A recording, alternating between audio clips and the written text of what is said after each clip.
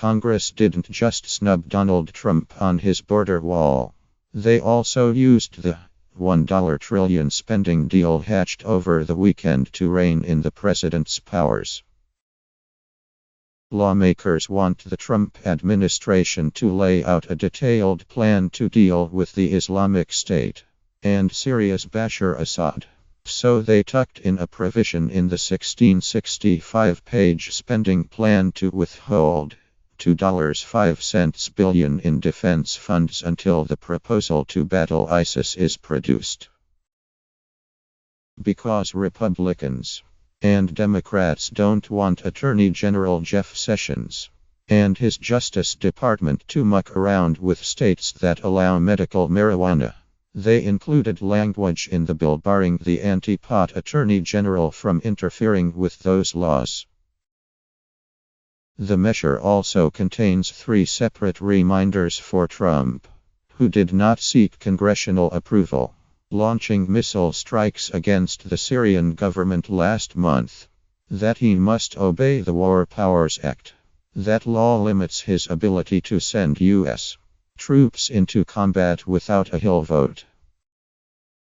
It's an assertion, I think, of Congress' power to appropriate and to set the tone, said Sen.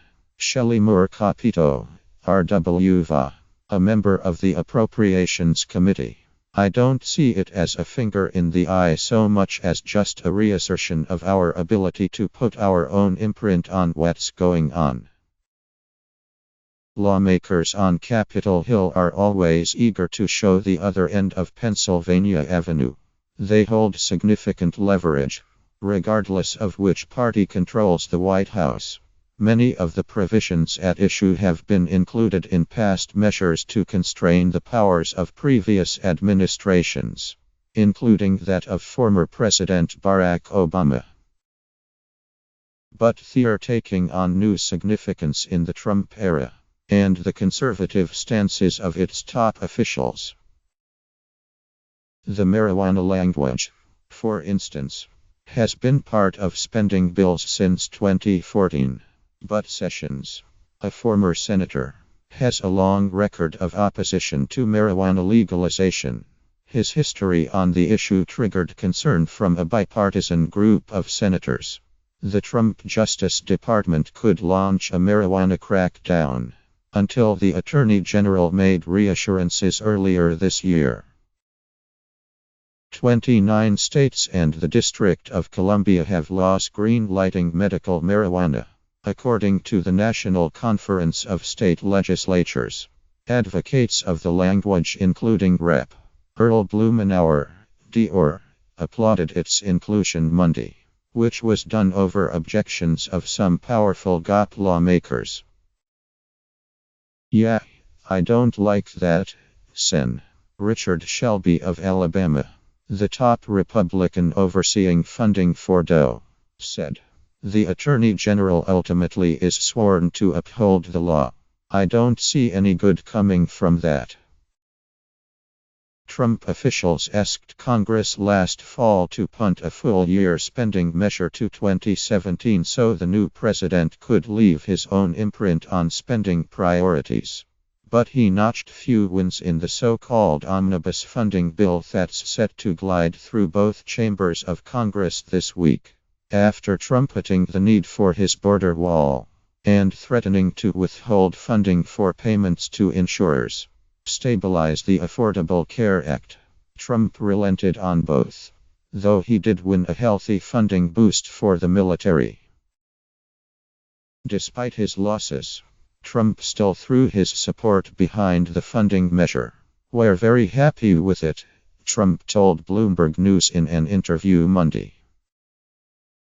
But with the other, less noticed provisions, Congress is also asserting itself as a counterweight to the authority of the commander-in-chief.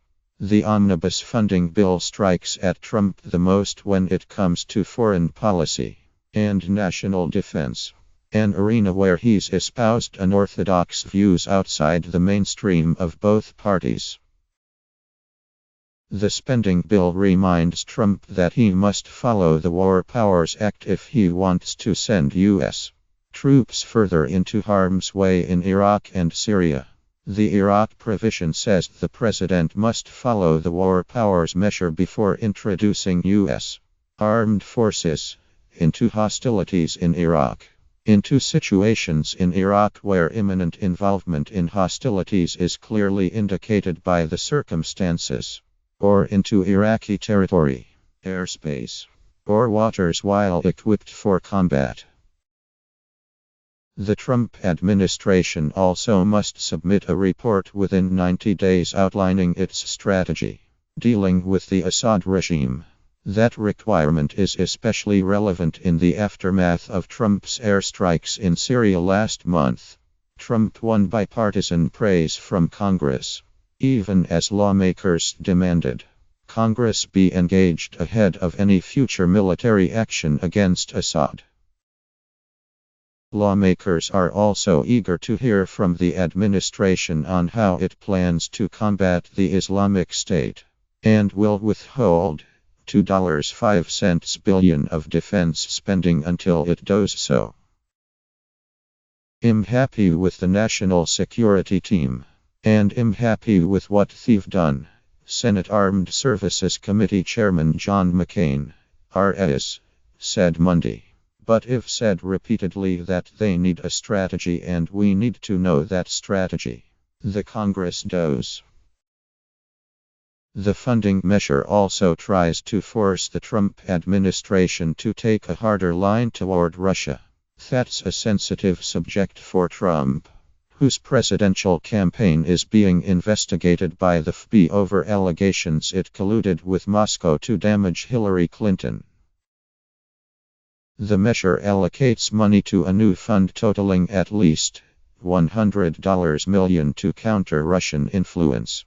It will finance measures to promote good governance in areas are coming under pressure from Russian President Vladimir Putin, according to a summary of the measure from Senate Democrats. Vermont Sen. Patrick Leahy, the Senate Democrats' point person on funding matters, said the new Russian-focused fund was not directly aimed at Trump. It was included in the spending bill because we needed it, Leahy said. The bill also continues funding for the European Reassurance Initiative, which is designed to bolster the U.S. military presence in Eastern Europe in order to deter further Russian aggression toward its neighbors. And the spending measure seeks to strengthen the Pentagon's internal watchdog, saying federal agencies shall not prevent or impede the Inspector General from accessing records, documents, or other materials. The Pentagon's Inspector General last month informed Congress it was launching an investigation into Trump's former National Security Advisor, Michael Flynn, who has been accused by lawmakers in both parties of failing to notify the Army he was taking income from foreign governments, as required by law. Overwhelmingly, we were very pleased with the outcome on issue after issue, both on the spending side and the legislative side.